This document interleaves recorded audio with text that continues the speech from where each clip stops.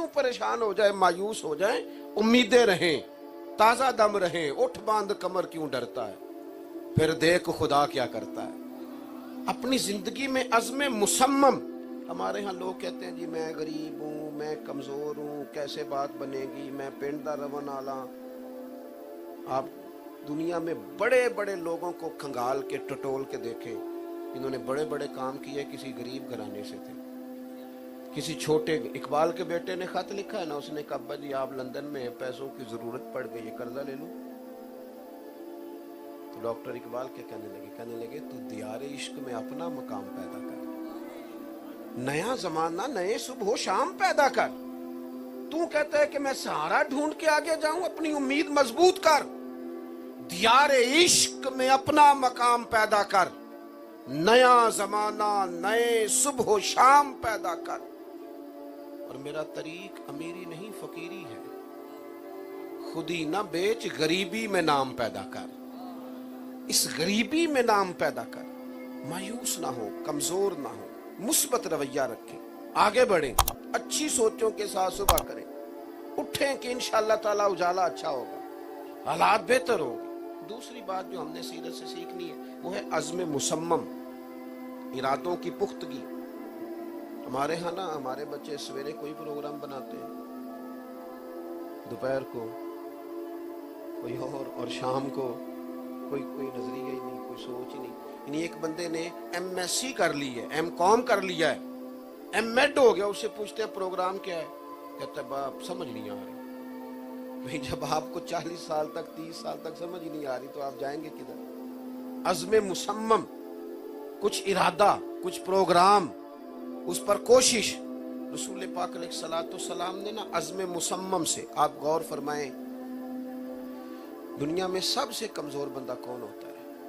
वो बंदा कमजोर होता है जो बेयकीन सा होता है। हमारे यहाँ लोग शागिर्द होके भी शागिर्द नहीं होते, मुरीद होके भी मुरीद, नाराज हो गए, किसी जमात में हो के भी जमात में, खानदान में हो के भी खानदान में। मैं अक्सर अपने दोस्तों से कहा करता हूँ कि ये कुछ चाहते हमारे रब की हैं, हमारी नहीं।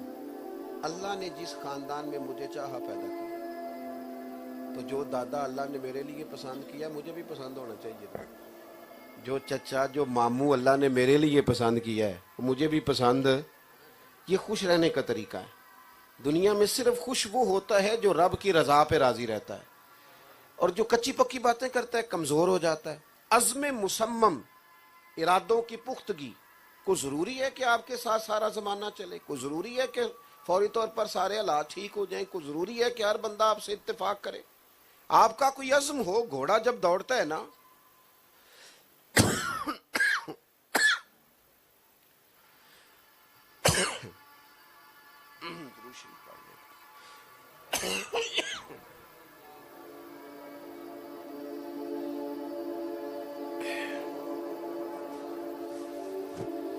घोड़ा जब दौड़ता है ना तो कई दफा ना कांटेदार झाड़ियां उसके पैरों को लग जाती हैं, लेकिन अगर दौड़ता रहता है ना, तवज्जो है आप दोस्तों की, ये चुप कराने वाले जरा चुप कर जाए, मेहरबानी करें। ये जो कह रहे हैं ना आगे जाएं पीछे जाएं, जो इंशाल्लाह आएगा ना उसे जगह भी मिल जाएगी, आप खामोशी से रहें, अल्लाह ताला जज़ाए खैर दे। ज्यादा बातें हो गई हैं, थोड़ी रह गई हैं बस, आप तवज्जो फरमाएं। अज़्म मुसम्मम, आपके इरादे की पुख्तगी। देखो नबी करीम अलैहिस्सलाम पर वो भी अल्लाह ताला ने एजाज़ात दिए कि इज़ा जा नस्रुल्लाहि वल फतह, लेकिन इस्लाम पर एक दौर वो भी आया कि जब हिजरत करनी पड़ी। एक गांव पर भी मुसलमानों की हुकूमत नहीं। करीम महबूब का दिल चाहा, तबीयत चाहिए कि हिजरत का हुक्म हो गया है तो मैं ज़रा बैतुल्लाह शरीफ के अंदर से ज़ियारत कर। उस्मान बिन तलहा के पास चाबी होती थी। हुज़ूर अलैहिस्सलाम ने फरमाया ज़रा दरवाज़ा खोल दो, मैं काबे के अंदर से ज़ियारत कर। जिस वक़्त हालात किसी बंदे के होते हैं तो फिर उसकी गुफ्तगू भी कुछ और ही होती है। उसने पता क्या कहा, माज़अल्लाह, कहने लगा नहीं देता मैं आपको चाबी। हुज़ूर उसकी बात सुन के मुस्कुराए। हर बंदा इस काबिल नहीं होता कि उसके साथ बहस की जाए। وَإِذَا خَاطَبَهُمُ الْجَاهِلُونَ قَالُوا سَلَامًا. مسکرائے کریم. اور حضور نے پتہ مسکرا کے کیا فرمایا؟ فرمایا عثمان آج تو تم مجھے چابی نہیں نہ دے رہے، یہ ذرا جوانوں عزم مصمم دیکھنا، جینے کا طریقہ سیکھیں.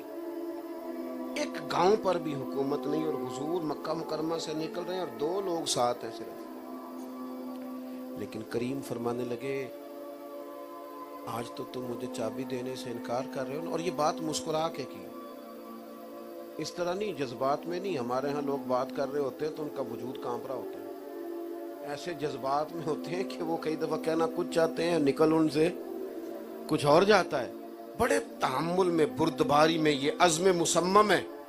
کریم فرمانے لگے آج تم مجھے چابی نہیں نہ دے رہے، ایک وقت آئے گا چابی میں تم سے لے لوں گا، وہ جسے میرا دل کرے گا نا اسے دوں گا.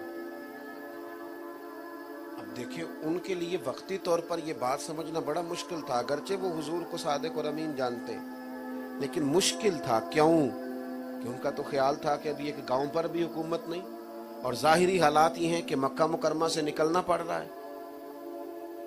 حضور نے فرمایا میں چابی لوں گا. حالات بدل گئے، وقت تبدیل ہو گیا. ٹھیک 10 سال کے بعد جب محبوب نے اعلان کیا نا مکہ آنے کا، تو 10,000 کا لشکر، اور لشکر ان لوگوں کا کہ جن میں سے ہر بندہ کہتا ہے کہ پہلے جان میں نے دینی ہے، پہلے آگے میں نے بڑھنا ہے. اس لشکر جرار کے ساتھ حضور شان و شوکت کے ساتھ مکہ میں داخل ہوئے. عثمان ابن طلحہ کہتے ہیں جب حکم ملا تھا نا، پیغام ملا تھا کہ حضور آ رہے ہیں، تو میرے کانوں میں وہ بات گونجنے لگی تھی کہ کریم نے فرمایا تھا کہ چابی میں لے لوں گا، میں چابی میں لے لوں گا. وہ بات گونج رہی تھی.